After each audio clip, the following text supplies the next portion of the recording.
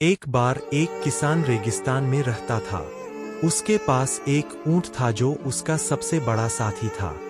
दोनों दिन भर खेत में मेहनत करते और रात को तारों के नीचे आराम करते। एक दिन आंधी आई, किसान का घर उड़ गया, पर ऊंट ने उसे अपनी पीठ पर बैठाकर सुरक्षित जगह पहुंचा दिया। किसान बोला, तू सिर्फ मेरा जानवर नहीं, मेरा सच्चा दोस्त है। उस दिन से दोनों कभी अलग नहीं हुए।